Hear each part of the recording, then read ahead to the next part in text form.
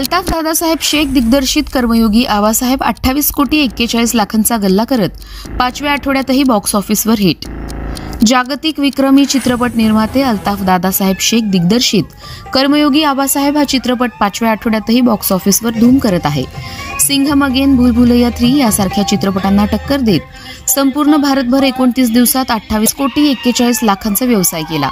स्वर्गीय भाई गणपतराव देशमुख यांचे नातू बाबासाहेब देशमुख यांनाही आमदारकीत विजय मिळवण्यासाठी या चित्रपटाचा 100% फायदा झाला आहे। अल्ताफ दादासाहेब शेख दिग्दर्शित आणि लिखित कर्मयोगी आबासाहेब या मराठी चित्रपटात आबासाहेबांच्या वारसाचा सन्मान, सशक्त संवाद आणि हृदयस्पर्शी कथन यांचा मिलाफ आहे। हा चित्रपट प्रदर्शनापूर्वीच एम्स्टरडॅम, लिफ्ट ऑफ आणि क्राउन वूड या आंतरराष्ट्रीय चित्रपट महोत्सवात प्रदर्शित करण्यात आला। चित्रपटानं गिनीज बुक आणि high range of world record हा आंतरराष्ट्रीय पुरस्कारही प्राप्त केला आहे। या चित्रपटाची निर्मिती Mayakka Mauli film production and Mumbai creation entertainment, निर्माता बाळासाहेब महादेव एरंडे आणि मारुती तुळशीराम बनकर यांचा आहे।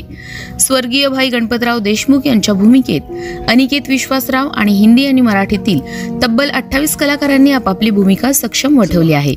प्रसिद्ध गायक संगीतकार अवधूत गुप्ते यांनी म्युझिक दिलं असून रिलायन्स एंटरटेनमेंटने जगभर रिलीज करण्याची कामगिरी पार पाडली आहे। चित्रपटाचे लेखक दिग्दर्शक अल्ताफ दादासाहेब शेख यांचा 2018 साली वेडा BF सिनेमा प्रदर्शित झाला होता। त्याही सिनेमाला अनेक राष्ट्रीय आंतरराष्ट्रीय पुरस्कार प्राप्त झाले। त्याही चित्रपटानं वर्ल्ड रेकॉर्ड स्थापित केला। वेडा BF, बेतुका, कमॉन विष्णू, ब्रेकडाऊन, धाराविकट्टा असे 51 सरस चित्रपटांचे लेखक दिग्दर्शक अल्ताफ दादासाहेब शेख यांनी केला आहे। कर्मयोगी आबासाहेब हा जो चित्रपट आहे, स्वर्गीय भाई गणपतराव देशमुख जे 2 वेळा कॅबिनेट मंत्री होते आणि 11 वेळा आमदार होते, त्यांनी राजकारण न करता समाजकारणावरती फोकस केला।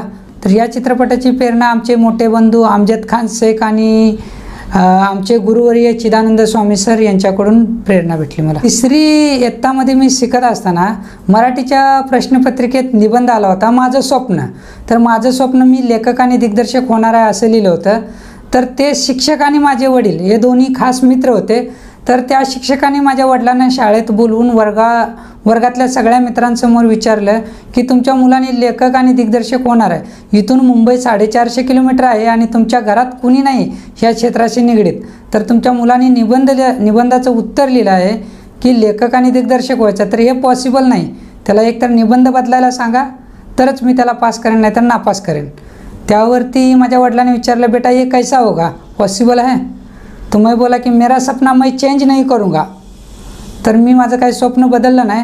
शिक्षकांनी मला फेल केलं। परत मी वर्गात बसलो, पुढे शिक्षण घेतलं आणि काही दिवसांनी माझ्या वडीलपाजी व्यवसाय जो शिलाईचा होता तो मी मुंबईत वेगळ्या पद्धतीनं नवीन जनरेशनच्या अनुसार त्याला डिझाईन करून मी फॅशन डिझायनिंगचा व्यवसाय म्हणून मी सुरुवात केली। संघर्ष सोपा नाही, खूप स्ट्रगल करावं लागलं। तर ह्यासाठी माझं ज्यावेळेला व्यवसाय चालू होता तर असेच काही कलाकार लोक वगैरे माझ्याकडे यायचे, भेटायचे। काही कलाकारांचे मी कॉस्ट्यूम पण तयार करून दिले। त्यात ओळखी होत होत मी 1-2 लोकांना माझी कथा ऐकवली, त्यांना कथा आवडली। कथा आवडल्यानंतर काही लोकांनी मला पैसे देऊन कथा विकत घेतली, तर काही लोकांनी माझ्या कथेवरती पैसे लावून मला नाव भेटण्यासाठी त्यांनी प्रयत्न केला।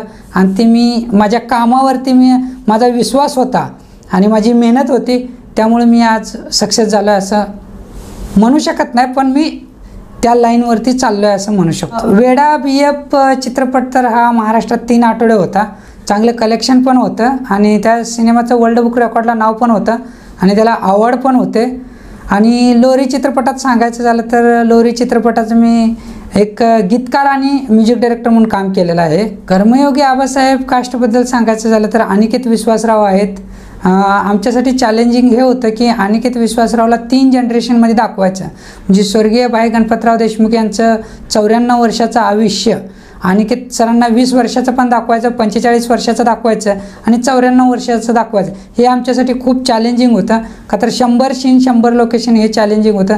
परत विजय पाटकर आहेत, प्रदीप वेलणकर सर आहेत, सुरेश विश्वकर्मा आहेत, देविका दप्तरदार आहेत, हार्दिक जोशी आहेत, पृथ्वी प्रताप आहेत, असे जवळजवळ हिंदी आणि मराठीतले 28 कलाकार ह्या फिल्ममध्ये आहेत। या सिनेमातनं संदेश एवढाच आहे की आपण जो नेता निवडतो तो नेता आपण कसा निवडला पाहिजे, आपण जे मतदान करतो ते योग्य नेत्याला जातोय का नाही, तो नेता आपल्या परिसराचा, आपल्या विभागाचा विकास करतोय का नाही, ह्या सिनेमातून, आमच्या सिनेमाची जी टॅगलाईन आहे की आमदार खुर्चीवर बसण्यासाठी नसतो तर जनतेचा जनसेवक असतो, ह्या सिनेमातून शिकायला भेटतं. सिनेमाचं 3 आठवडे चालतं. याच्या मागचं रहस्य हे आहे की आम्ही ग्राउंड लेवलला उतरून चित्रपटाचं प्रमोशन केलं.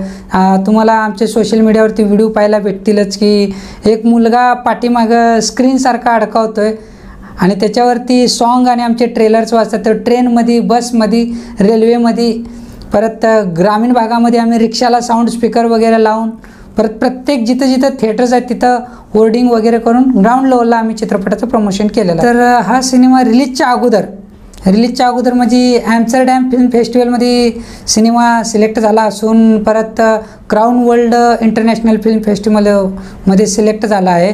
आणि ह्या सिनेमाचं वैशिष्ट्य म्हणजे ग्रीनिज वर्ल्ड बुक रेकॉर्डमध्ये ह्या चित्रपटातली पहिली हिंदी धनगरी ओवी ही रेकॉर्ड झाली असून हा चित्रपट थायलंडमध्ये पण रिलीज झाला आहे आणि तिथून चांगला प्रतिसाद भेटत आहे चित्रपटाला. आणि विशेष म्हणजे मराठीतला पहिला हा सिनेमा आहे जो ग्रीनिज वर्ल्ड बुक रेकॉर्ड झाला. कर्मयोगी सिनेमा खूप सुंदर आहे. जे उमेदवार आत्ता इलेक्शन लढणार आहेत त्यांनी प्रत्येकाने आबासाहेब गणपतराव देशमुखांचं कार्य काय केलं आणि खूप साधी राहणीमानातून त्यांनी आपलं समाजसेवा केलेली आहे ती सर्व उमेदवारांनी पाहावं आणि त्यांच्या वाटेवर लोकांची समाजसेवे करावी आणि समाजात एक वेगळं आढळ स्थान आपलं निर्माण करावं अशी मी विनंती करतो सर्वांना. आणि हा चित्रपट सर्वांनी आपल्या सिनेमागृहात येऊन पाहावा आणि तुम्ही रिव्ह्यू टाकावेत अशी विनंती करतो. सपनों से हर घर सजाएंगे, क्रॉकरी अप्लायंसेस ले आएंगे, प्लास्टिक हाउसहोल्ड लाएंगे, प्रेजेंटेशन आर्टिकल्स ले आएंगे. सोनी गिफ्ट्स, शालीमार, नासिक.